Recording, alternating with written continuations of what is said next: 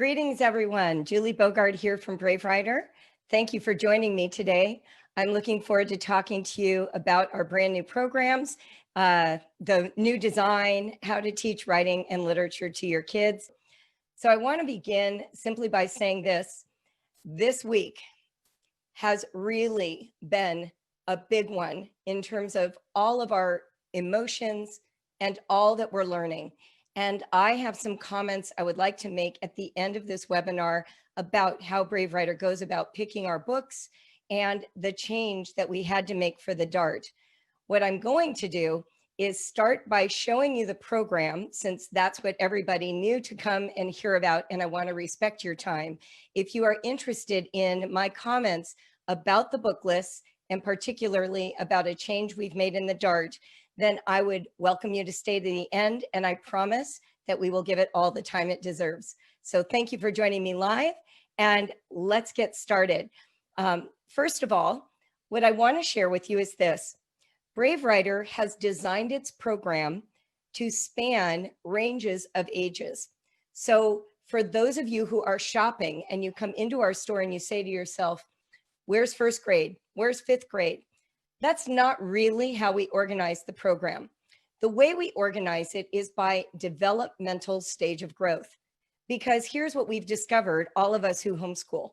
Sometimes our kids are 5 years old reading and handwriting, and sometimes they're 10 years old and they aren't reading yet. Sometimes you have an 8-year-old who's reading at like a 6th grade level, but totally frustrated moving a pencil. Sometimes you have a child who's prolifically moving the pencil, not even reading yet. So what we try to do in Brave Writer is organize our program around those sort of subtle nuances.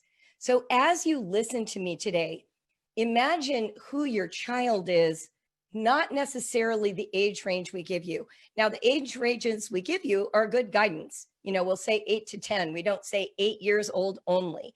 But if you discover that what I'm describing is best for your 7-year-old, feel free to hop on, even if I said the number 8.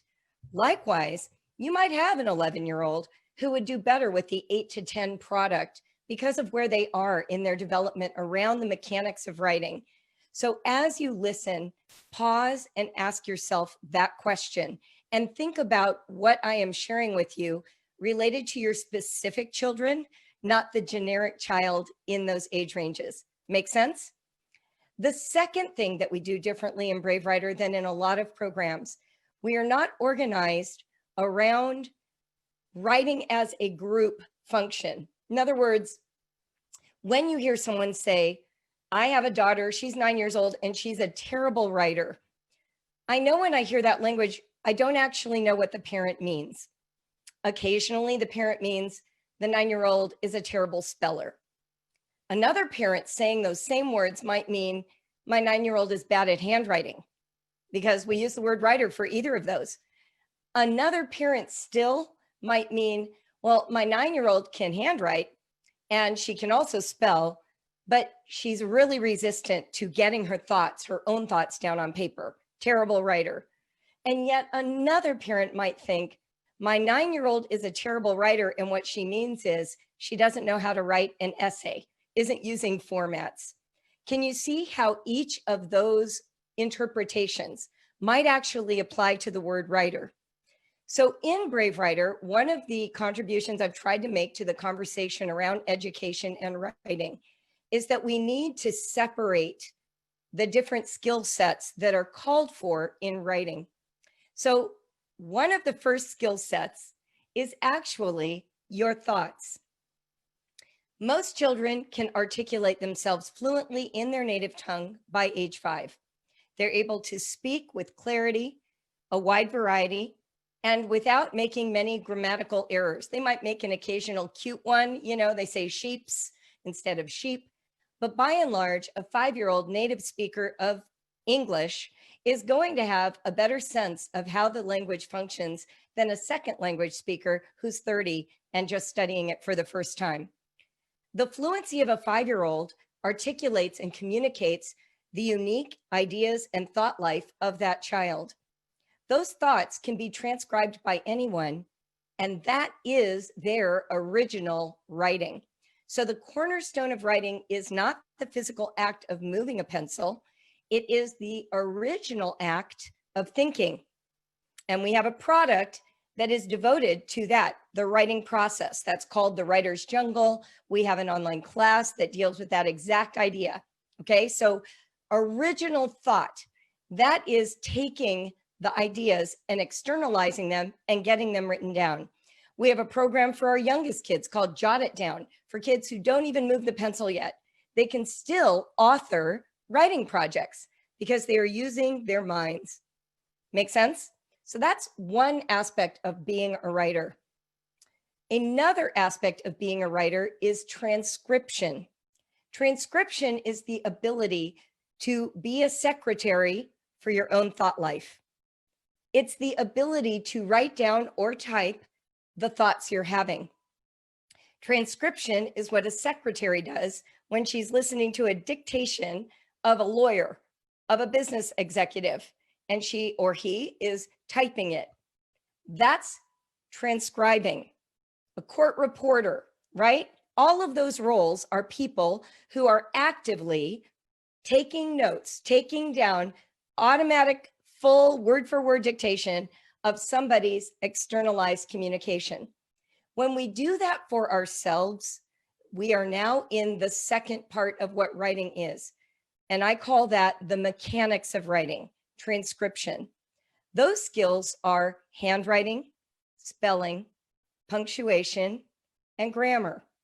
Those are the kinds of skills you need available to you automatically in order to pay good attention to what your mind is saying while you're doing the writing. The third part then of writing, so we've talked about the original thoughts, we've talked about the mechanics. The third part then is writing formats.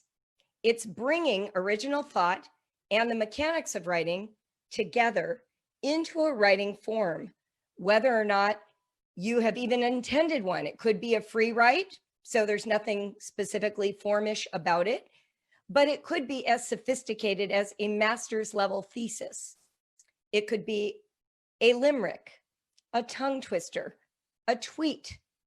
It could be a short story, a blog post, a caption. All of these are writing formats that combine the power of original thinking with the ability to transcribe those thoughts and then house them in a word container. In Brave Writer, then, when you are looking at our products, that's what you are discovering, that there are three ways we approach writing while we are teaching writing. So today's products, the Dart, the Arrow, and the Boomerang, focus exclusively on the mechanics of writing. There's a little tiny bit of original thought in there, and we're going to look at that in a minute. But the real goal of these programs is to build transcription fluency. That means we want your kids to get automatic at spelling, punctuation, and grammar. We want their little hands to fly across the page and not be limited by the frustration of handwriting struggles, or shoot, I can't remember how to spell, or do I use a period or a comma? Those are the things we're trying to address in these programs. So the background of how these programs were built goes like this. I want you to listen to this part before I actually start pulling out the guides and then looking through these little handbooks with you. So when I was in college, I had the pleasure of being an exchange student in France. I was a junior in college, attending UCLA when I was in the States, and they had an education abroad program. I lived in Montpellier in the south of France and attended a French university. I went to class with French students, not Americans. Now, to help the American exchange students, of which I was one, we had a supplementary class to work on our French skills. And the way this class worked is they were training us for the challenge of oral tests, something we never did in the United States, and the ability to take notes the way the French kids took notes. And the way they take notes, by the way, is they show up with paper and a little like pencil case. And the pencil case includes multiple color pens, a ruler, a sharpener, a highlighter, and then this very sophisticated paper with multiple lines on it. If you've ever been in Europe, you'll know what I'm talking about. It's not just the 2-line look that we have in the States. It's like those 2 lines plus a whole bunch of little lines in between for various height of letters and accents and the little additional flourishes that are part of the French language. So in this class for these exchange students, one of the things we had to do regularly every week is what they called dictation. And I will never forget the very first time I had to do dictation in French in France at the university level. They sat us down, and here's what dictation looks like. The teacher is reading aloud a text, and your only task is to reproduce that text at the pace that it's being delivered accurately without any mistakes, knowing the spelling, where the accents go, where the periods go, when to indent for a paragraph, how to fit your words on that page, managing all that, the spellings. You're just supposed to follow along and do it. You don't think, you just go. So my very first dictation in my whole life, I had never done this in English, never had done it in French. I sit down and it was a 2-page dictation. We're talking, front and back, 2 pages. I made 83 mistakes, which, to be honest, I thought was an incredible success. I was glad it was not more. But what I learned from that year, where we had to do this practice literally every week for the whole year, was how to really hear the language, how to coordinate spelling and punctuation with meaningful sentences.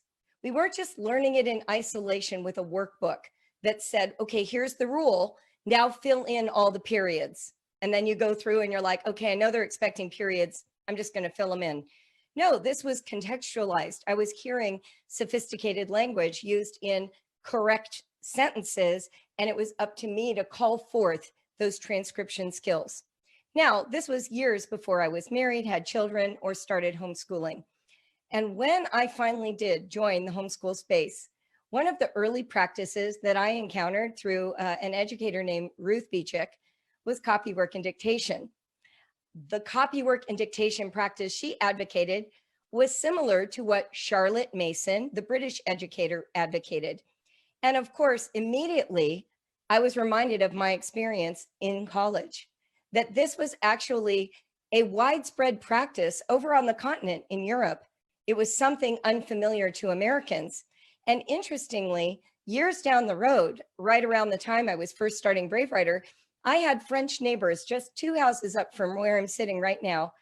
And I got to see the dictation workbooks that they use in France. They never use spelling books. They literally use dictation workbooks. And here's what the practice looked like. There is a point to all this, by the way, because it will be reflected, you will see very shortly, in our products. They would start each week with a paragraph, and the children would learn to read the paragraph, and then they would copy it in their own hand inside this book. Then 2 days later, the same paragraph would be on the page, but the sentences would have some places where words were missing, and there were lines, blank spaces for the same thing they had just copied earlier in the week. Now what would happen is the teacher would read the passage they had copied, and the child would follow along.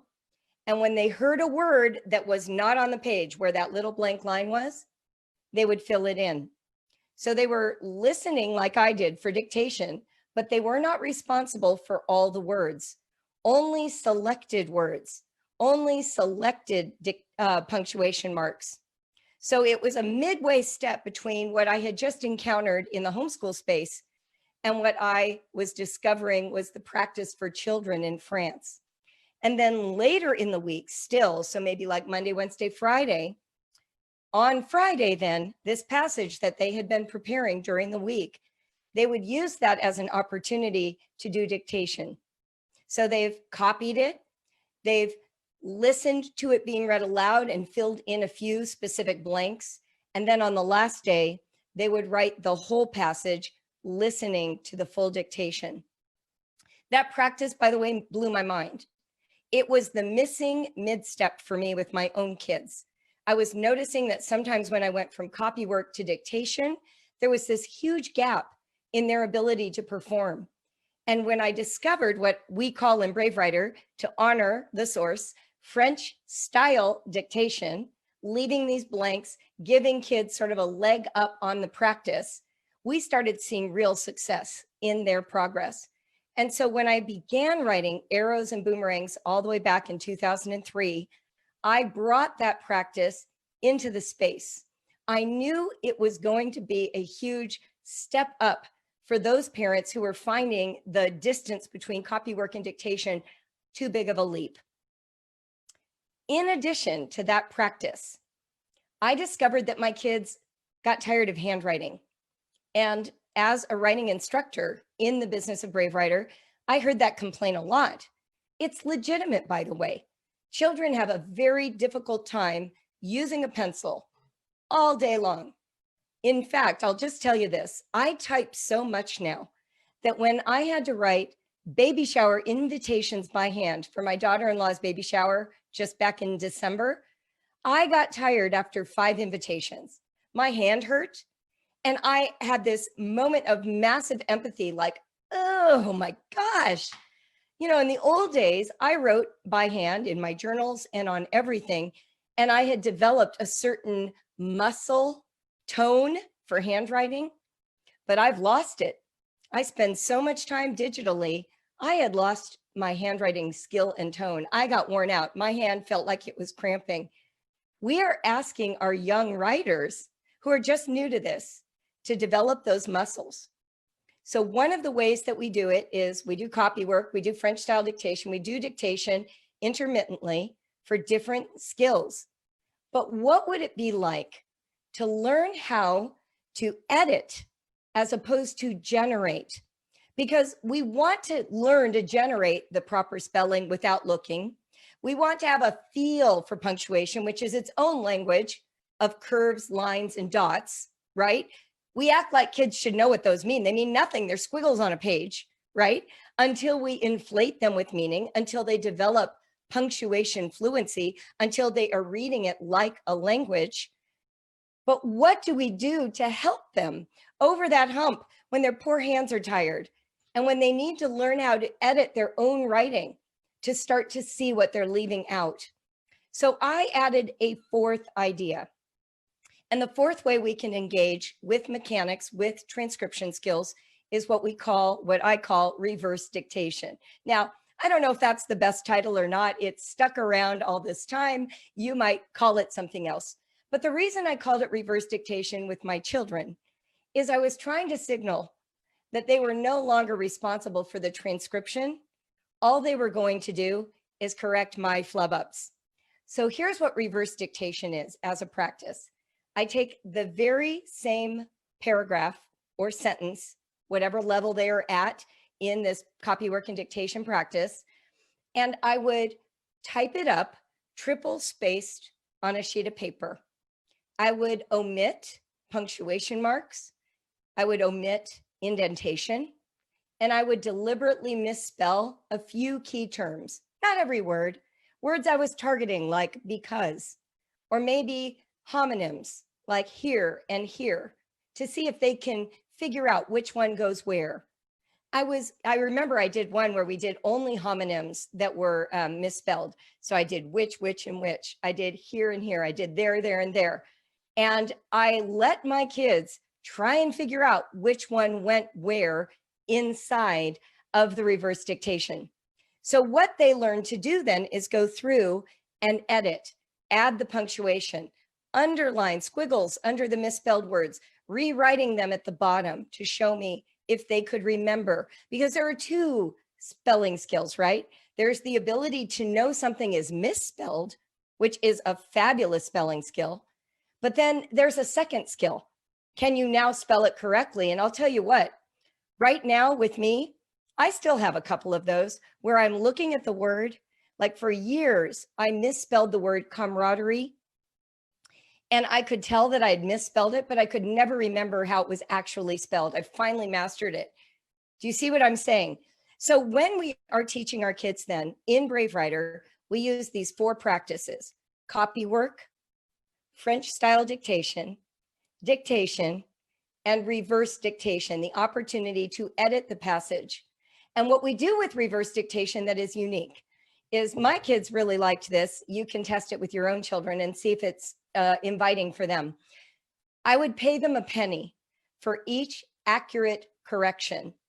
I never talked to them about what they got wrong, quote unquote, what they missed, because I would just file away that information for myself, knowing, oh, they didn't really get it about commas. We've got to do more work with commas on the front end before I expect them to be able to supply them in this reverse dictation. So I used it as a reconnaissance mission to see what they've mastered and to celebrate that with them by giving them this little token of pennies. I know families use all kinds of things, stickers, M&Ms, whatever. Pennies really worked great with my kids. They thought it was great to get 22 pennies or 53 pennies. But you can do what works for your family. I used it as a reconnaissance mission. So I was discovering what they did not know yet and celebrating what they had begun to master. It was a fabulous break from all this handheld pencil writing. All that to say, in the mechanics and literature space then of Brave Writer, we address the mechanics using those 4 strategies. Now, there is more to writing and literature than just learning how to spell or learning how to marshal a punctuation mark. There is also understanding the grammar of the language. And for our families in our program, the way we address grammar might seem a little bit new, a little bit different than what you're used to.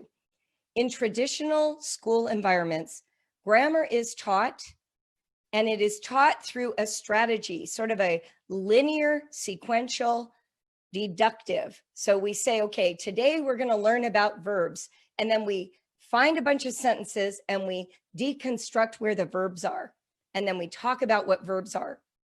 In Brave Writer, we do it the other way around. It's more of an inductive. We provide a passage from a book we're reading aloud, and then we ask questions of that passage. We make discoveries. So if we notice that in a passage, there are a slew of powerful, interesting verbs, that's the time that we feature those verbs. That's the moment where we decide we're going to talk about verbs today. We're going to help children have a visceral experience of a verb. And that is what's different. Are we going through it in this linear sequential way that winds up with, sentence diagramming? No, we are not. And as a company, I have always recommended that there are times for that kind of instruction. You might buy Winston Grammar one year. You might buy Easy Grammar. You might decide to do analytical grammar. You might use Well-Trained Mind. There are lots of programs that take the linear sequential approach. And you might want to try that, one time when they're in elementary school and another year in junior high, and maybe even just studying a foreign language in high school will do the trick for you. But that isn't the mission of the dart, the arrow, and the boomerang. Our mission, which is just a smidge different, is to go beyond just labeling. I don't know how many of you know this, but in school, literally, they teach pretty much all the grammar parts of speech every year because they aren't sticking. Kids aren't holding on to them. Nobody has shown them how those things actually function in a way that it sticks to the ribs. So what we do is we pair activities, uses of the body, and a variety of strategies to help our kids have what I call epiphanies of learning, aha moments that help them actually retain the function of what those parts of speech, grammar experiences represent. And we do it in conversational language that even a parent who didn't major in English, who can't remember how to use a semicolon, will easily understand and be able to converse with their children and explain without difficulty. That's what our products do. So spelling, punctuation, grammar, all very oriented towards a conversational dynamic and aha moments. Yes, I get it now. And I'll give you an example of one. We'll look at one that's inside the actual products. We're going to look through each product, but I'll give you an example of an activity I did with my kids that, well, I'll give you one that's for prepositions and one that's for commas. Okay. So when I was trying to teach my kids prepositional phrases, oh my gosh, identifying prepositions just sitting in sentences was really hard for them. I kept trying to say, see, of, above, below, behind, and I would read the little phrase. And then we would go to the next sentence and they couldn't find it. And I got frustrated because I thought I was explaining it really well. And we even had Winston grammar and we were using the little cards, and it was like Teflon. Everything I said was just bouncing off of them. And they were relying way too much on the list of words on the little card. I wanted them to know the preposition feel. And so finally I got them up and I'm like, all right, get a chair. And so they each got a chair. And then I just started calling out prepositions. I'm like, above, show me above related to this chair. Show me below, show me behind, show me on, show me in. And the next thing you know, they're moving their bodies and they are stuck on certain ones. Like when I got to of, how do you show of in relationship to a chair? So then we had a big conversation about it. It's a kind of possessiveness. What does it actually do in sentences? Let's look at some other sentences that use of. And it became a big, juicy conversation about the actual functionality of prepositions, not what are the rules, how do you find one, and how do you label it in a sentence. So when you think about our program, what I want you to know is this: we are driving for that moment of insight. Now, we don't always arrive in one lesson. So we cycle back, we experience these in sort of what we call a spin and spiral way. We will touch on verbs in this month, and then maybe you don't see verbs for a couple months, and then there they are again. And by the time you come back, you may notice that your own understanding and your children's understanding of verbs has deepened. Does that make sense? That's what we're talking about. We're talking about over time, spinning through the grammar, the punctuation, and the spellings, spiraling into greater and greater acumen and accuracy. Make sense? So those are the ways that we teach grammar, spelling, punctuation. We return and we go for epiphanies and we involve the body and we inspire great conversations.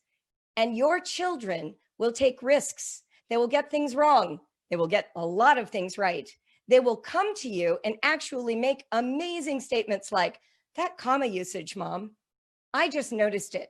So let me give you an example of what we did with commas in my family. Run-on sentences abound when you're a child because punctuation, like I said, is a foreign language. No one's fluent in it. And just because you're a fluent reader doesn't mean you are actually even reading the punctuation. The way punctuation becomes meaningful is if you use it like road signs. But the only way to experience these road signs is sometimes to use them incorrectly, to sort of do a little violence to the sentence so that you are capable of recognizing when they are functioning properly. So for instance, I'm just going to pull out a book. If there were several commas, and I have one right here, you might read this sentence like this. This is from Trumpet of the Swan.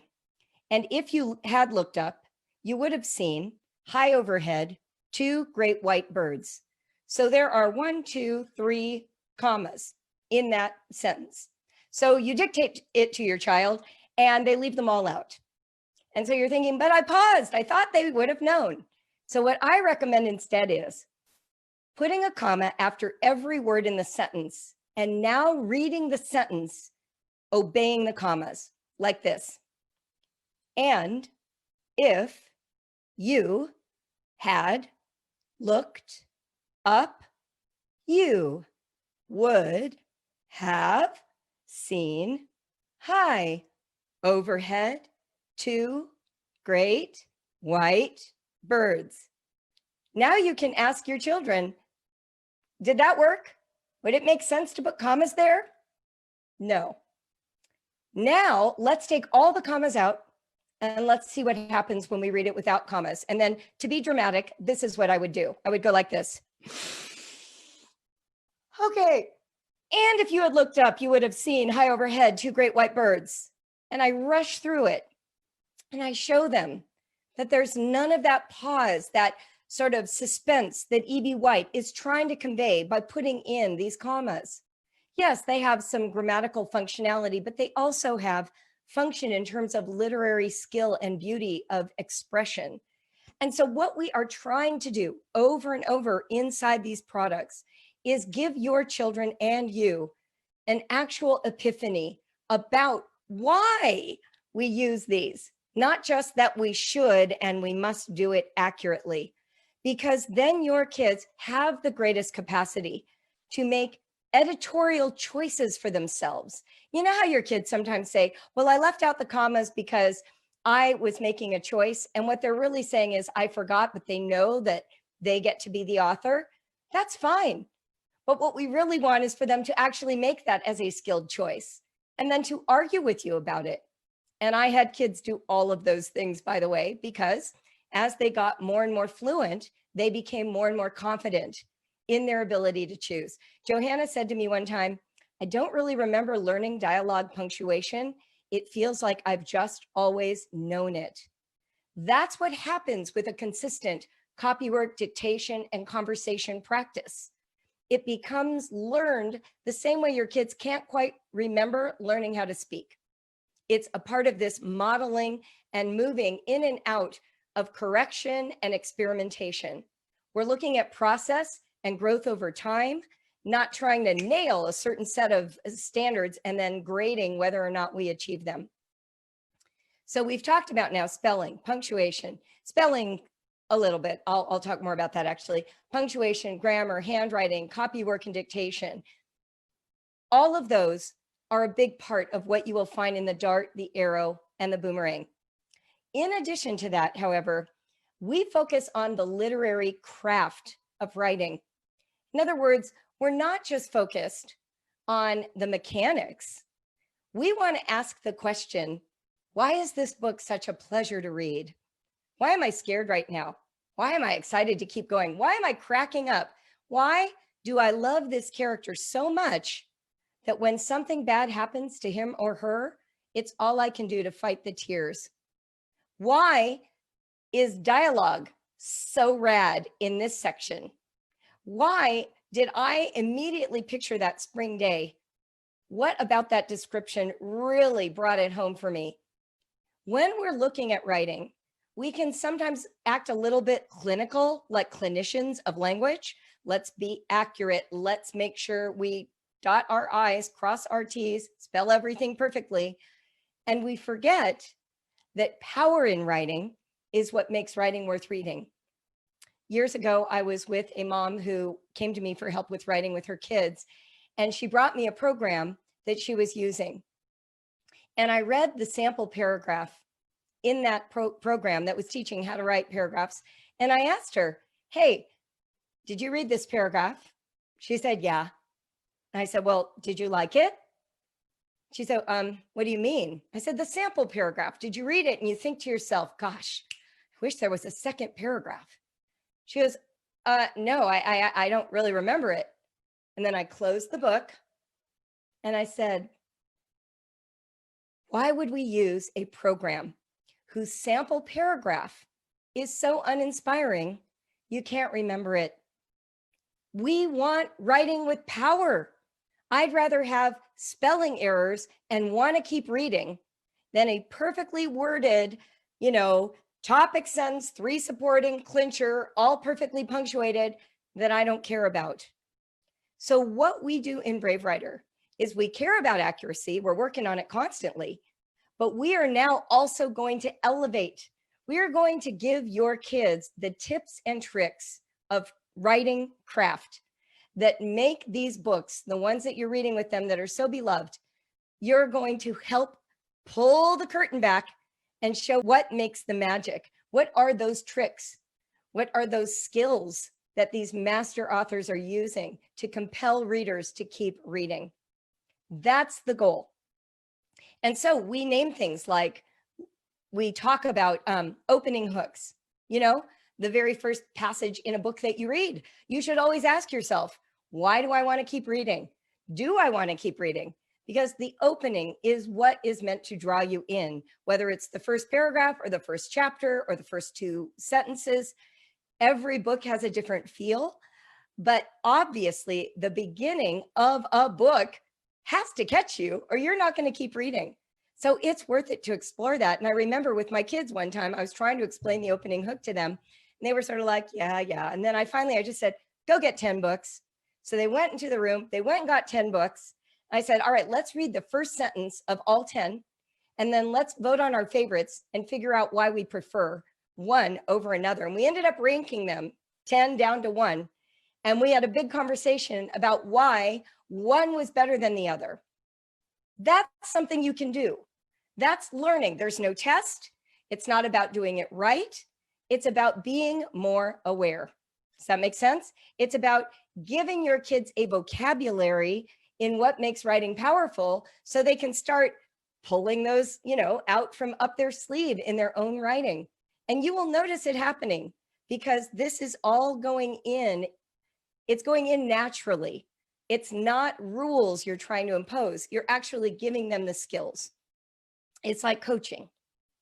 So we look at literary craft, we look at the mechanics, but you're also reading a book aloud. And we will talk about the books that I've selected in a moment. And this is my team doing the selecting, not just me. It is a collaborative project on a massive scale. And we will talk about that in a minute. But we have selected books that are available for you to have big, juicy conversations. We are hoping that you will engage the text, that you will bring your adult sensibility and also open up your child's wonder. So we give you some big, juicy conversation starters. We call them big, juicy questions in the dart and in the arrow. And then at the boomerang level, we call them think piece questions. The great Dr. Peter Elbow, both a colleague and a friend, loves to encourage teens to practice what he calls writing think pieces. These are not perfectly polished essays with thesis statements or research. They are the attempt to put into written language reactions and reflections related to a topic or a book you're reading. So at the boomerang level, we encourage you to use some of them, not all 9, for writing, for free writing, for thinking, a think piece. At the dart level, we have you have questions that help them stay engaged in the read aloud as you go along.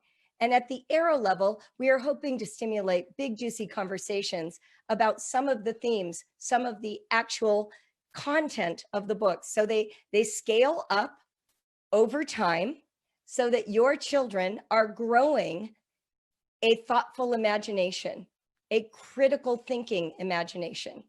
Make sense? In addition to those questions that we ask at all levels, but scaling up as they get older, in the arrow and dart level, we feature a literary element that we talk about in detail in every single issue. At the boomerang level, we feature literary analysis at a more sophisticated level. So whereas we're talking about the plot at the younger levels, the dart and the arrow, when we get up to these high school ages, we start really honing in on literary analysis, trying to understand the message and the meaning at that more critical thought level. We include boxes we call the inside scoop or beyond the passage, which give additional insight and information that we've done some time digging up. We've done some research for you. We are contributing what spoke to us while we were producing these products. And let me tell you, we have a team of writers. This is not just one person. And we are giving it our best attempt. They go through multiple edits and they go through multiple perspective discussions, every one of them. They take, I can't even tell you how many hours to produce, but they are a very important part of what we are trying to do. So each level has a thoughtful sort of conversation generating section for you and your kids. And whether or not you ever felt comfortable in English, we are there to support you and give you a leg up. Finally, the last thing that you will see inside all of these, the dart, the arrow, and the boomerang, are party guides. These are for book clubs. Like if you decide, hey, I want to have a book club around this book, we've made it easy for you to think of foods, some games, some decorations. They're just meant to support the book club atmosphere. And of course, that is completely optional. You can do your own research and come up with your own party if you want to. These are a jumping off place because parents are busy. We're trying to make your life a little bit easier. All right. So let's take a look now at the specific programs because we have redesigned them to make them better. First, you need to know that at the level of the arrow and the boomerang, we have redesigned the look of the program and borrowed all those features down into the dart. And we have a program coming at what we call the slingshot level that will be in January. Some of you remember the slingshot, that's why I'm announcing it. That will be for upper high school. So that one will be for high school. And then we have something in the works that is coming out a year from now at the youngest level. And you need to know that that's actually replacing the wand, and it's been in the works for a little while and it is coming. So just know that we've got things at both ends, but we won't be announcing that one until next year. So this redesign is literally a visual redesign of the full program. And the arrow and the boomerang levels, we are in a habit every year of picking a new set of books. So this year, just like all the other years, we were able to give full attention because we had the staff capable of doing it. However, we were not satisfied with the quiver of arrows level, both on an instructional level. We believe in what we did, and they've produced amazing results for thousands of families. I mean, that program is sold tens and tens of thousands of times. So we believe in what it produced, but we are on an ever increasing spiral. Our team does nonstop research. We are constantly consulting the field and growing as producers of curriculum. And so we decided this year that the goal, the slingshot, for those who asked, the slingshot is for the highest level of high school, junior and senior level. So 16 to 18. So, or 15 to 18, excuse me. So that's coming in January. So at the level of the dart, which is replacing what we called the quiver of arrows, we had time this year to reformat the entire product. We did not have time to pick an entirely new set of books. We replaced books that we considered problematic, and I will talk about that at the end. And then next year, we will iterate again, and it will have its own new set of books that matches the same standards as our others. But we do not want to leave our program high and dry. So we are constantly iterating toward the view of improvement. So the dart then replaces the quiver. And the first issue, the first handbook this year is for Charlotte's Web. So what you will notice, and I'll just show you, is each program has its own color and pattern. The boomerang, this is for 13 and 14-year-olds. The arrow is for 11 and 12-year-olds. And the dart is for 8 through 10. Now, remember, I said those age ranges are flexible. So don't be bound in by them. They are a guideline.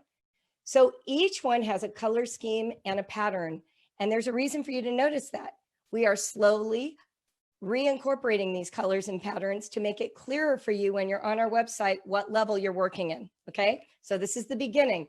It is a year in the works. You have to understand these projects are huge and we have to work with a lot of people, and we are constantly tirelessly working. So on the very first day, when you open up your dart, you're going to see something we call the Quick Start Guide, and this is true in all 3 levels. The Quick Start Guide is reminding you to download and use your guidelines that came with this product.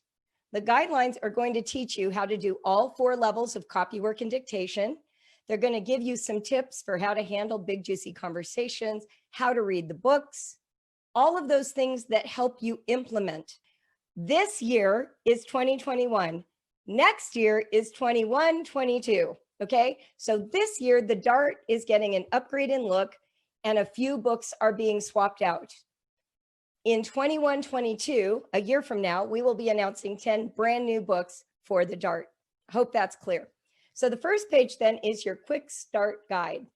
And that's just to remind you that you have the resources you need to do this program.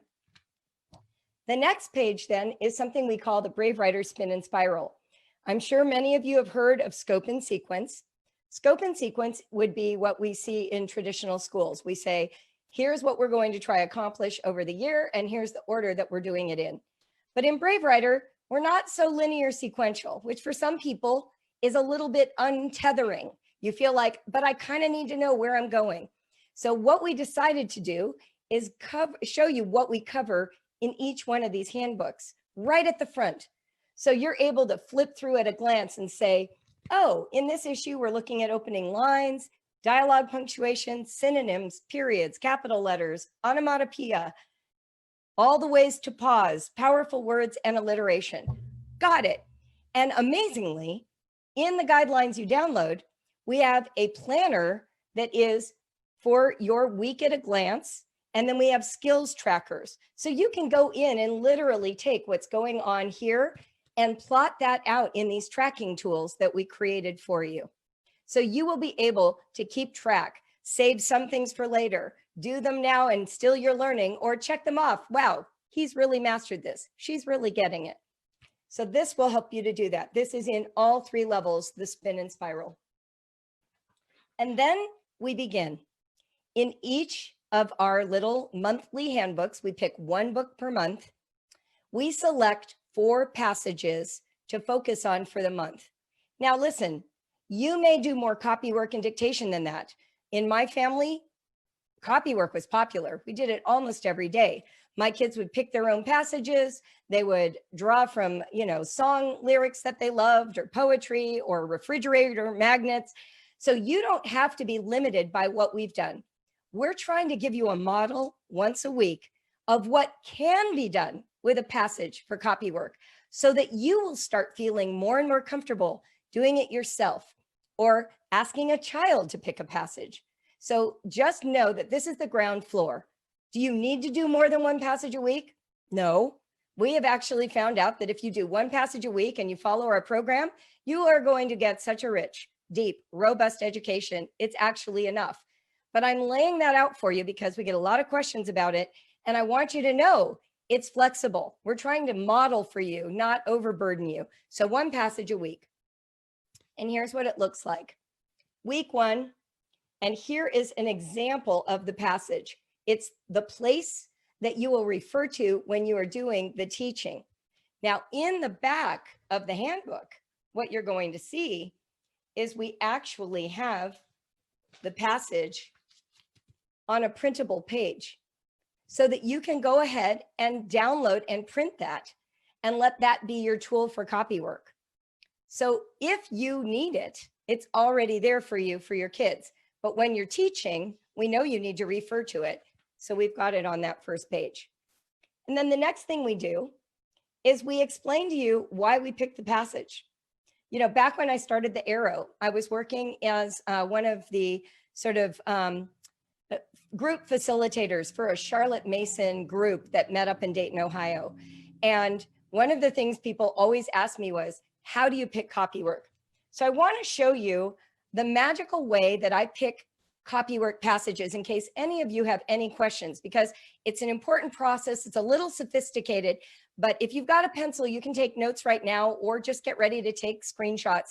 But I want you to know what it is because it's super, super important. Okay, you ready? So here's how you can pick the best passage every time for copy work. Hold the book over your head. Lower it in front of your face. Let it fall open. And then take your finger in the sky, close your eyes, and woo, that one. Oh my gosh.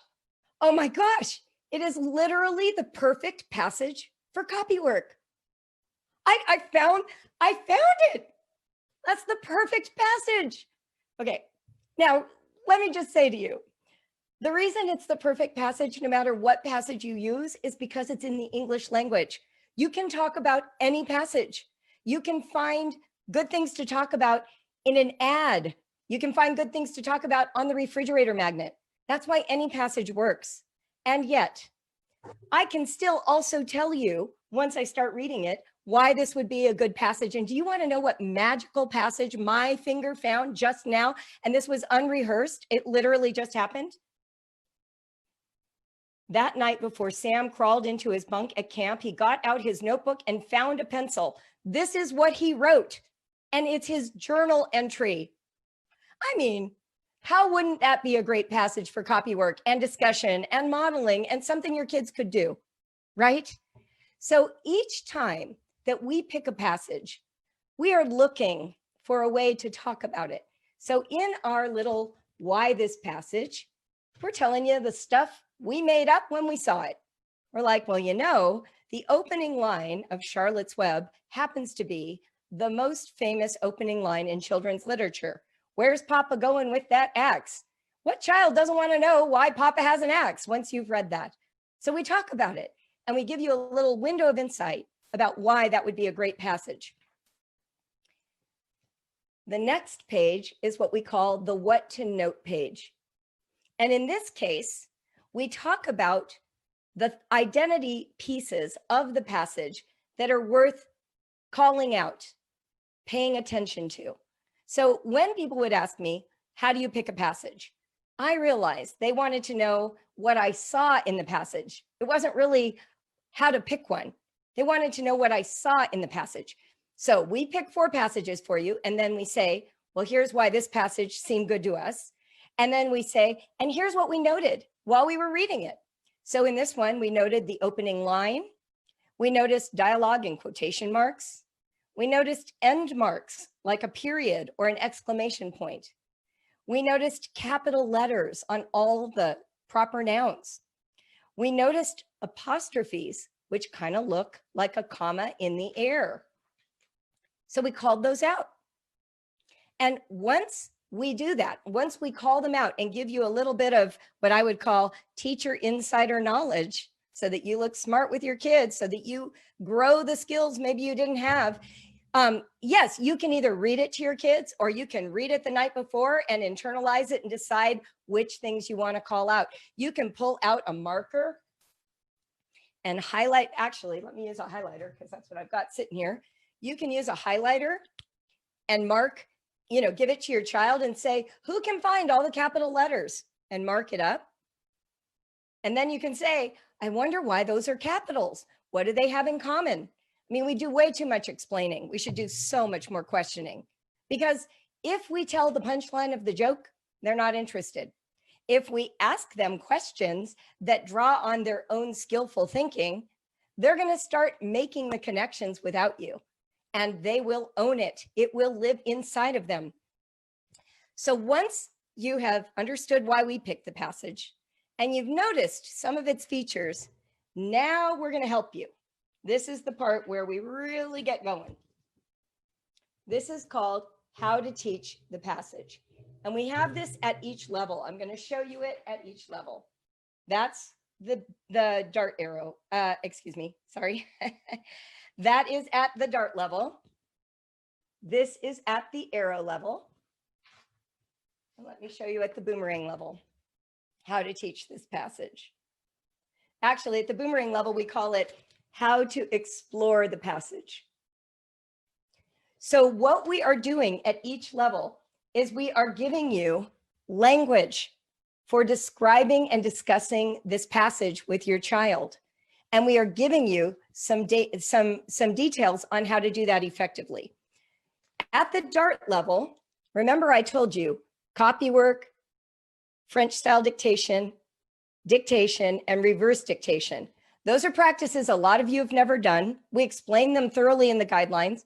We suggest you use them at the arrow and the boomerang level. But what we realized is that at the dart level, we could actually train you how to do those every single month. So the first week of the dart is copy work. The second week of the dart French style dictation. The third week of the DART, dictation. The fourth week of the DART, reverse dictation, so that you get in a rhythm for a whole year of doing all 4 practices. What I have found in communicating with our customers for 20 years now is that they like the idea of French style dictation and reverse dictation, but a lot of times they skip it because it requires a little bit more work on their part to make those happen. What I'm hoping is by giving you this ramp up for the younger kids, that you will learn that practice, and as you get into the higher levels, it won't feel intimidating to you. Now, we do not supply the French style dictation and reverse dictation for the higher levels for a very good reason, because I know a bunch of you are about to say, could you just do it for us at all the levels? I'm a busy mom of 6 kids. I do get it, but here's the problem. The older your kids get, the more specific are their needs. I don't know which words your kids habitually misspell. I don't know which punctuation marks they are struggling to understand. And I want you to tailor the French style dictation and the reverse dictation to their target points. So you're going to use your skills tracker that comes with the guidelines and keep track and build those little French style and reverse dictations for them. You don't have to do them every month, but if you do them periodically, specifically targeting those areas of weakness, you're going to see results in growth. And it is worth that little bit extra investment of time to produce the kind of education you're looking for your kids. So why this passage, what to note, how to teach the passage. And we have notes that you will read. And some of those notes are about spelling. We are not a phonics program. So we are not giving you a lot of rules. We're not teaching you how to read.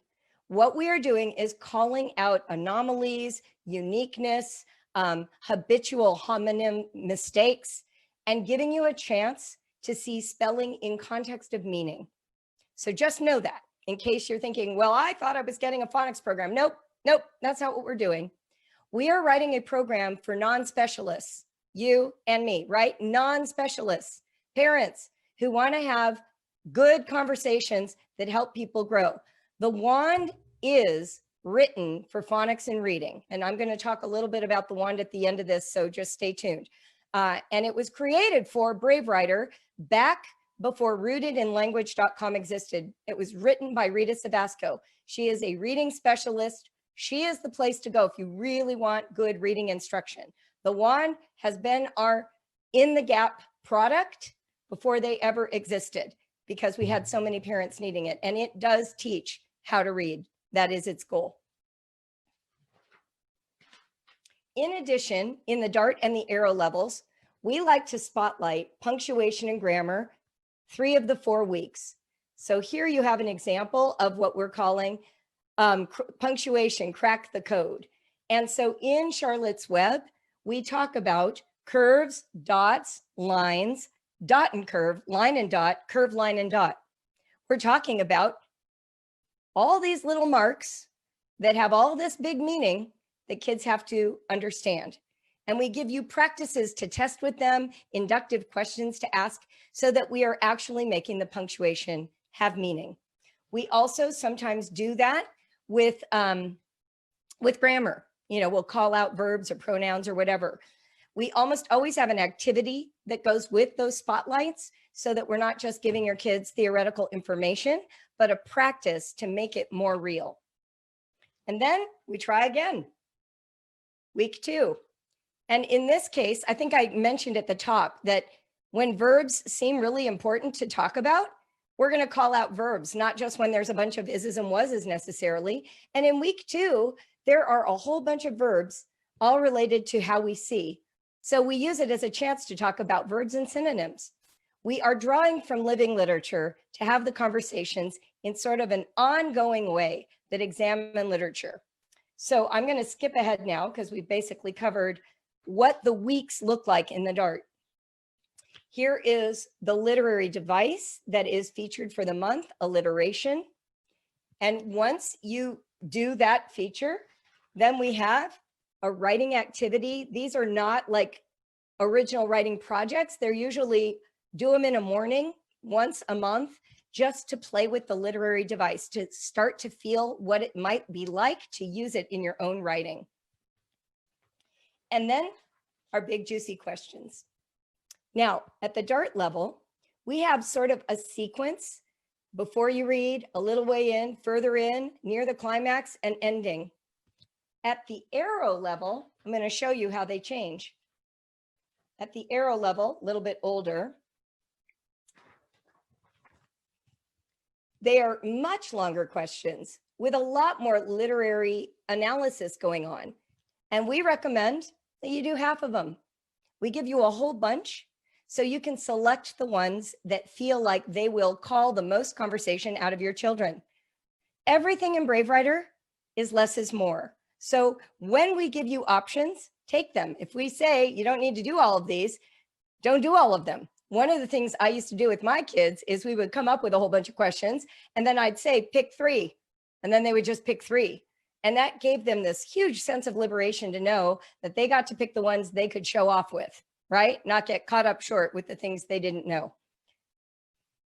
So at the DART level, at the arrow level, and let me show you the think piece questions in the Boomerang. And there's one unique feature in the Boomerang I'm also going to show you.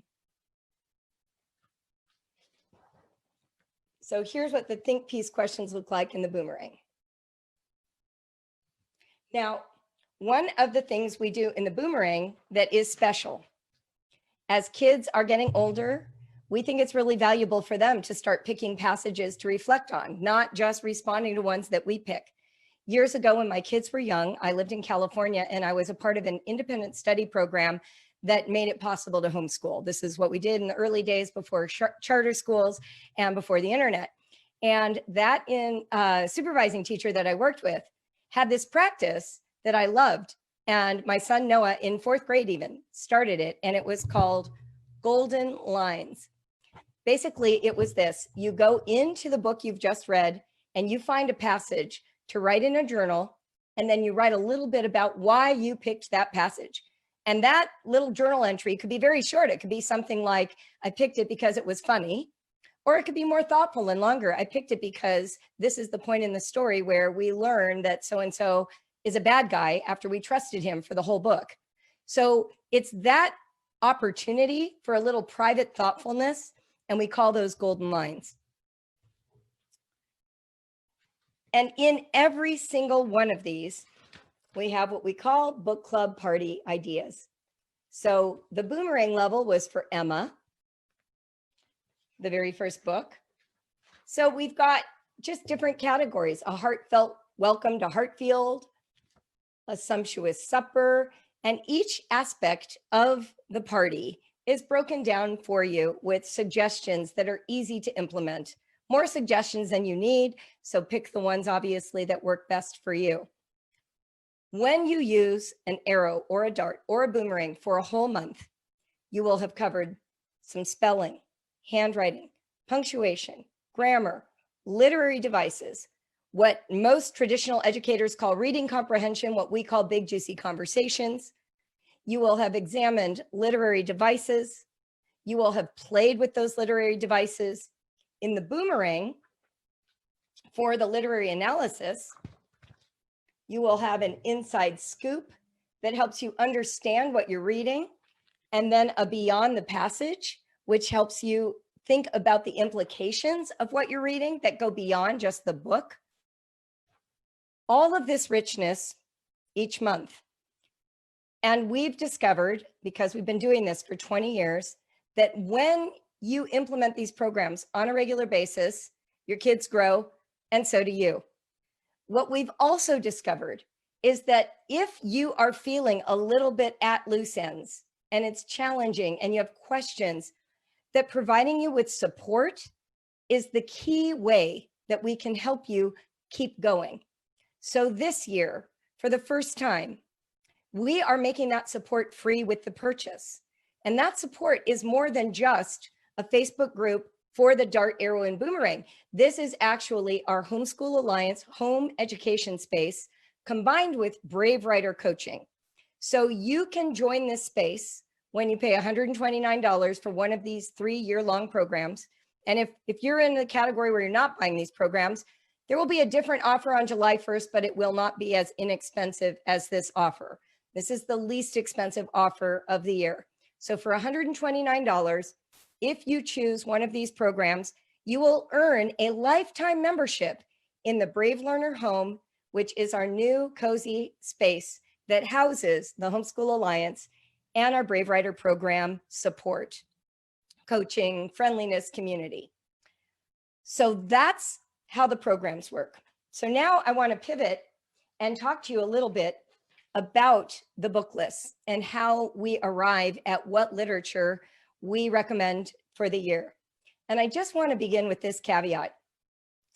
From the time that I began Brave Writer, I have worked really hard in myself to stay as current as I can and to be as committed as I can to providing quality literature to families. One of the early decisions I made back before I had any staff was that I felt we were so heavily focused on historical fiction in the homeschooling movement that we were missing out on contemporary books written by a variety of authors that were worth reading as homeschool students. So instead of simply only reproducing sort of the historical fiction that seemed to be the most popular book lists back in the 90s, I decided to bring in modern writers and modern books. So that was the beginning of me trying to think in a more global way about literature. And it was partly because that's what I was wanting to do with my own children. I was very much in the midst of homeschooling 5 kids and wanting to read really high quality books. The second piece of how I conceived of my children's education is that I was interested in them having a global education. I wanted them to know that there were books that extended beyond the borders of the United States, that there were cultures, other countries, other histories that were interesting and important to value and know more intimately. So initially, my sort of thrust of vision was to try and pull together classic works of literature, literature that was not only historical fiction, literature that was multiple genre, if possible, like poetry or nonfiction. In fact, my very first Arrow list had a nonfiction book in it because I was worried that our kids were never doing copy work with nonfiction. So multiple genres, and then a variety of voices in the United States. So those were my goals. And in the early years of the 2000s, I was sort of clipping along, doing the best I could, while I was also building our company. So trying to do all the research to write online writing classes that prepared kids for college, that were actually not just a whim, but that were deeply researched. Some of you may or may not know this, but when I was married, my husband at the time was a professor of literature and composition at the college level. And we used to joke that we were really boring at dinner parties because we spent all our time talking about writing theory. I come from my mother, who is a professional author. And so I've been reading those books and thinking about those for my entire adult life and childhood. So during those early years, I was a one-woman show, and I was trying really hard to write the Arrows, to write Help for High School, to write our online classes, adding teachers, training them, supervising them. So this grew in a fairly organic way, but for a long time, it was me spinning a lot of plates while I was also raising children. And during those years, I actually made mistakes, or at least what were perceived as mistakes in the homeschool space. I remember sharing that my son read the Harry Potter series, and during that period, it was not a popular series yet with homeschoolers. And so there was a huge falling out, and we lost some business, and there were a lot of call outs at the time. And I took all of it to heart, and I did the best we could. And we now today probably sell more Harry Potter Arrows than any others because homeschooling changed their mind, right? So we're constantly in this evolution. And so over the last several years, what has really happened in Brave Writer is we have grown a team to actually run things. Like I am still the quote unquote CEO, what we like to jokingly call the chief enchantment officer. I do my pixie dust thing and I continue to lead and do research. And I own it all, by the way. There is no one to blame for anything in Brave Writer but me, because it's been my baby and they are working hard to carry out that vision. Flip side, they have brought so much richness, so much research, so much dedication that our program has become infinitely better than it was when I was the solo artist trying to make this happen. So I remember one of the first people I hired to help me start writing arrows immediately challenged me on content and making sure that we were being more aware of every year's collection, not just the overall collection, but like year to year.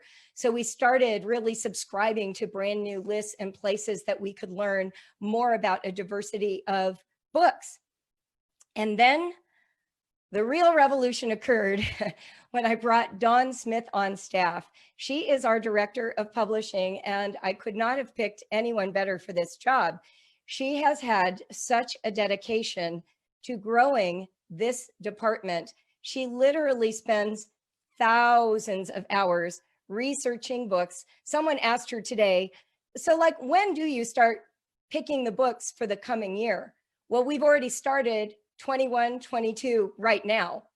The second we're done, it's almost like, you know, a television show, once it publishes season 1, they're filming season 2. She's already got lists. We're already vetting. She's already read. We've read hundreds of books. This is, we do our best, but we also have to create enough supporting staff to actually write these. And they go through an enormous amount of vetting. In fact, one of my colleagues, I worked at Xavier University as an adjunct professor. And sometimes when we have thorny issues that we're trying to understand, if we're writing about a book that is coming, let's say, from an African-American perspective, this happened when we were doing March, the book about the civil rights. We were nervous because we wanted to be sure that we were representing that book correctly. So I hired him to be an outside consultant to make sure that we were writing in a way that was honoring of this book. So I share that with you because this is the way we go about it. So this past October, I'm going to get my notes because I want to make sure I'm reading this correctly. Dawn took a 3-week workshop through the School Library Journal Development Program, Professional Development Program, to learn about equity in action, to build a reading list that would be equitable, that would be fair to all of the own voices in addition to classic literature. Every single year, we are trying to introduce diverse authors of all kinds of Englishes and all kinds of backgrounds. We're interested in diverse characters, protagonists who are male and female, older and younger, different socioeconomic backgrounds, different races and ethnic backgrounds, different worldviews, diverse experiences, whether it's familiar childhood or a historical event, natural disasters, humanitarian crises, humor, suspense. And then finally, diverse genres: poetry, prose, nonfiction, graphic novels, comics, plays, short stories, fables, and fantasy. It's like this massive jigsaw puzzle as we vet and we look and we read and we get inspired.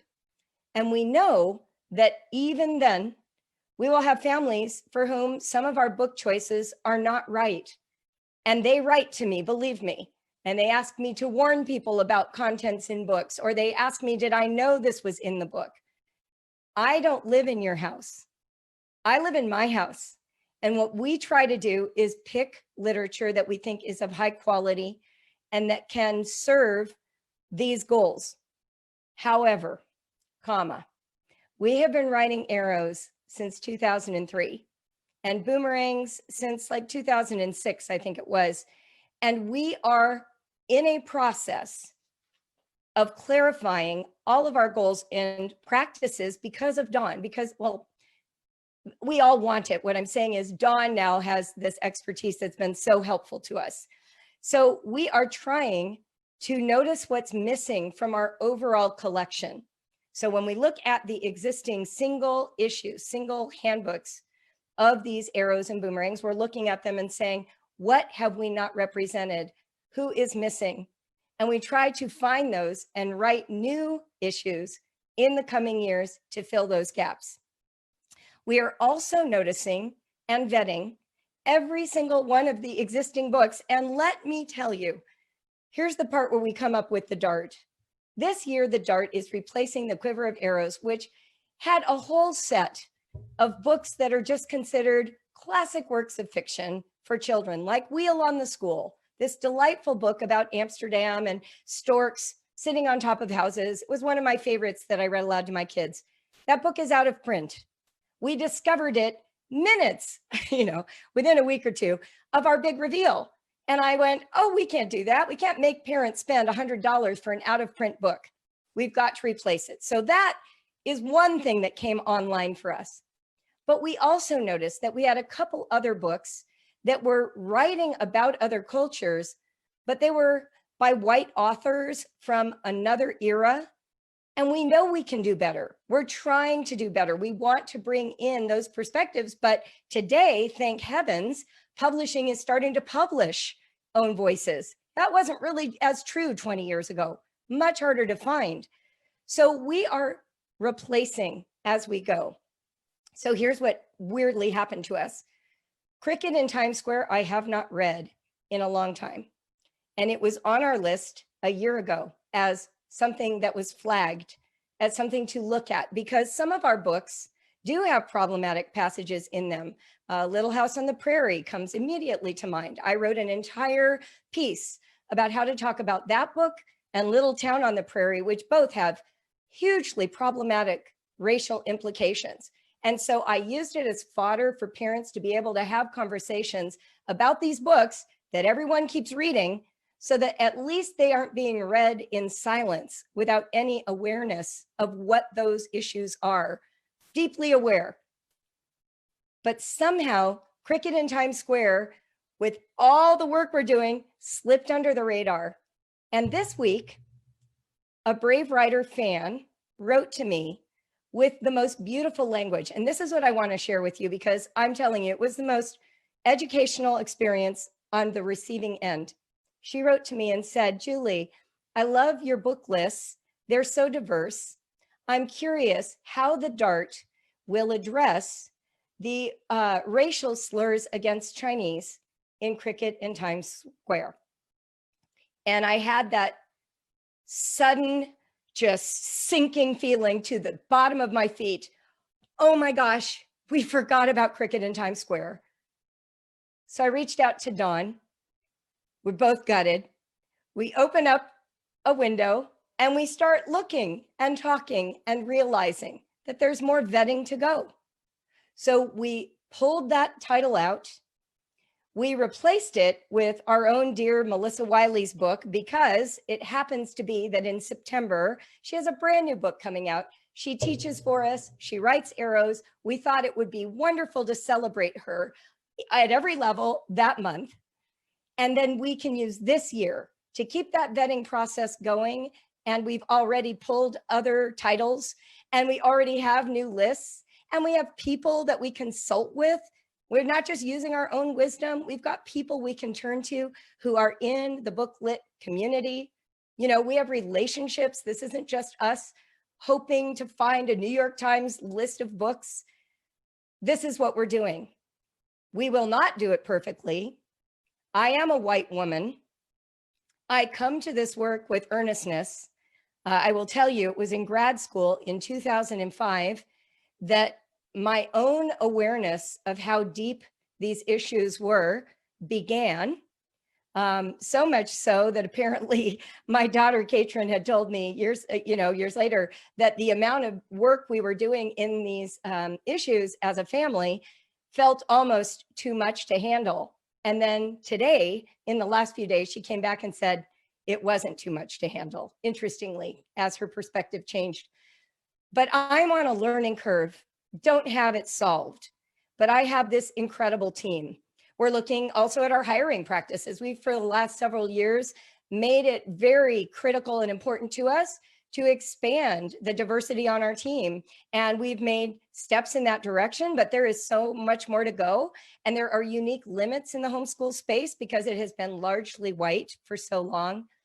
But I want you to know, you are absolutely free to disagree with me passionately. I know this week that it came up about Dr. Seuss and the wand. Problematic. We know. And we are in that exact problem of, okay, what do you do when an entire program is built and integrated based on the book? You don't just swap the book out. You actually have to rewrite that. What if there's no rewriter? And so we're figuring it out. This conversation is happening. It's happening like in spades right now. But it didn't just start because of this week. This conversation has been happening in our space for years. And every year we're doing a little better. We're trying to understand it more. And so here's what I want to say. And I mean this with absolute sincerity.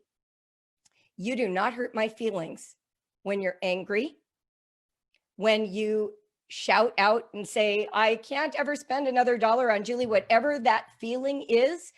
Gosh, you have a right to feel it, to say it, to choose to spend your dollars on other people. I want you to do that.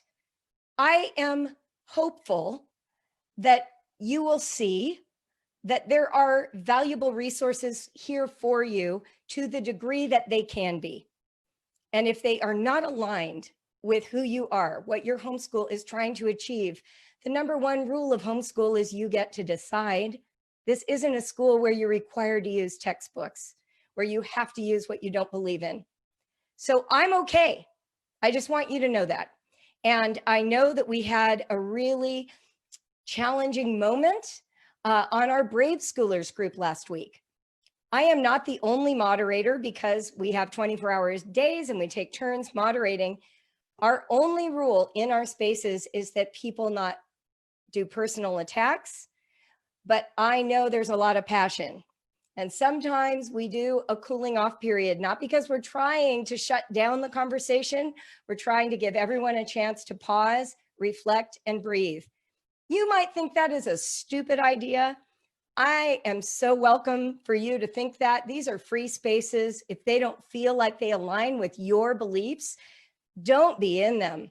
I moderated homeschool support groups for years, and I've been through this cycle many times, whether it was an email list or our own discussion boards, and I get it. I've been the instigator.